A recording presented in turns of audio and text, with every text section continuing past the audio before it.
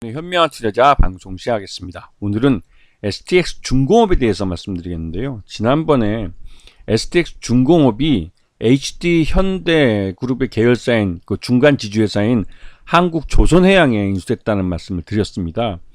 이 STX 중공업이 갖고 있는 특수한 위치 때문에 이 조건부 승인을 걸어서 이 HD 한국 조선해양에다가 경영권 인수를 승인을 해 준 건데요. 이게 이제 우리나라 조선 업황 자체가 거의 독과점 시장을 이루고 있기 때문에 여기에 들어가는 조선 기자재나 이런 것들이 서로 중첩되어 있는 부분들이 좀 있습니다.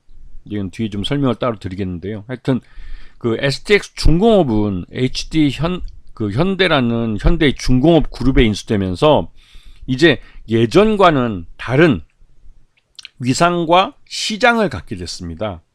이 말뜻은 이 STX 중공업이 그 기존에 해왔던 매출액이나 이런 그 규모의 경제보다 이제 훨씬 더 큰 시장을 노려볼 수 있게 됐다는 것이죠. 지금 STX 중공업을 HD 현대그룹이 인수하는 데 있어서 그 공정거래위원회가 문제 삼았던 것은 이 한화 엔진에게 이 크랭크 샤프트라는 이 조선 기자재 부품인데 이거를 공급해주는 이 KMCS라는 이 계열사가 만에 하나 한화엔진에 이걸 공급해주지 못할 경우에는 한화엔진은 제때 한화오션에 이 엔진을 납품하지 못하는 상황이 발생할 수 있습니다. 이게 이제 독과점 시장이 갖고 있는 문제인데 이 부분에 대해서 최소 3년은 기존과 뭐 최소한 똑같게 이 그 납품 조건이나 납품 가격이나 이런 부분들을 맞춰줘야 한다고 이런 조건을 단게 된 거죠. 그래서 졸지 STX 중공업은 이제 HD 현대그룹의 계열사로서 경쟁사인 한화 엔진에다가 이 경쟁 크랑크 샤프트를 납품을 해야 되는 처지가 돼버린 겁니다. 그리고 이 한화 엔진은 3년 안에 이 STX 중공업의 계열사인 KMCS의 그 이 크랭크 샤프트를 대신할 만한 업체를 찾아내야 하는 것이죠. 이런 문제가 발생한 겁니다. 하여튼 어찌되었던 STX 중공업은 이제 HD 현대그룹의 계열사가 된 겁니다. 그래서 지금 STX 이쪽 그 중공업이 갖고 있는 이 장점들, 그러니까 중소형 조선사들을 대상으로 주로 이제 엔진을 납품해 왔기 때문에 이 고객사들이 이 중소형 조선사들을 쭉 갖고 있다는 것이죠.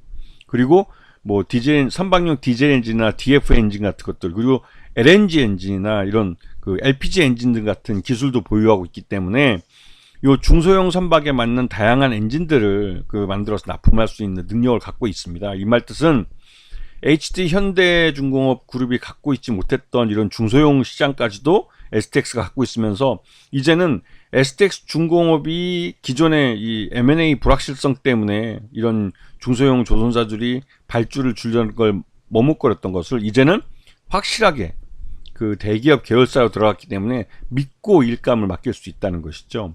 이렇게 되면 STX 중공업은 그 실적이 빠르게 개선될 가능성이 큽니다.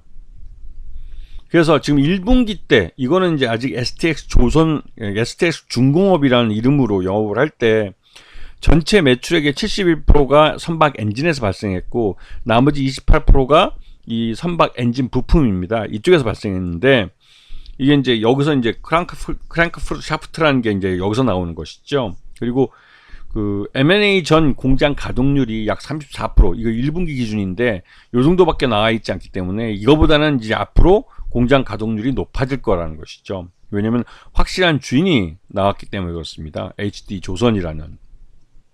그래서 지금 1분기 매출 외형도 좀 613억 그 정도에서 이 지금 보면 영업이익도 뭐 62억 정도 흑자 전환하는데 성공했고요. 그 다음에 당기순이익도 67억 정도 흑자 전환하는데 성공했습니다. 이게 이제 이 조선업종 전반이 호황기에 접어들면서 나타나는 현상이고, 특히 이제 조선 기자재들이 가격이 안정화되면서 이 엔진 같은 경우도 발주가 많이 나오고 있는 실정이기도 합니다. 그러면서 이제 회복세를 나타내고 있는 거고, STX 중공업 같은 경우는 이제 HD 현대에 인수될 가능성이 그것 때보다 높았기 때문에 이제 발주가 점점 이제 늘고 있다는 것을 볼 수가 있는 것이죠.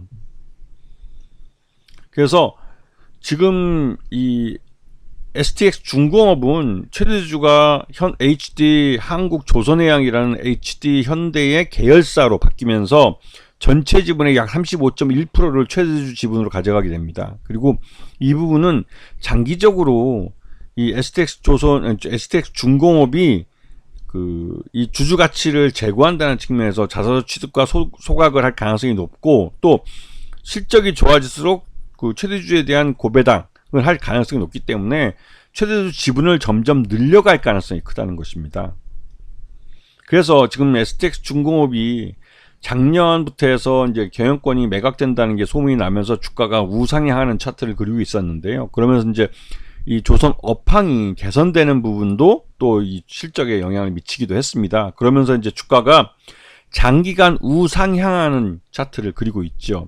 그리고 작년 그 연말에 이제 그 HD 현대가 이 인수에 나서서 이제 인수에 성공했을 때 이를 이제 공정거래위원회가 이제 문제 삼아서 이슈를 걸어가지고 그것 때문에 승인이 이제 좀 늦게 난 부분이 있는데, 그런 것에 비해서는 주가가 양호하게 이제 우상향했다는 것이죠. 그리고 결국은 조건부 승인이라는 게 났기 때문에 이제는 STX 중공업을 그 HD 현대 마린 엔진이라는 사명으로 변경을 해서 완전히 HD 현대 그룹의 일가족으로 받아들이고, 이에 따라서 이 STX 중공업에 대한 이제 주가가 재평가를 받아야 되는 것이죠. 왜?